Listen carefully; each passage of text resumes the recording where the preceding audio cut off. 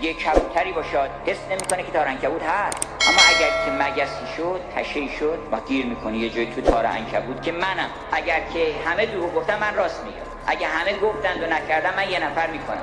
اون لحظه که سیل آمد میفهمی قدر کشتی رو. اگر سوار کشتی او شدی نجات پیدا میکنی از طوفان این عالم. این طوفان همه رو میبلعه.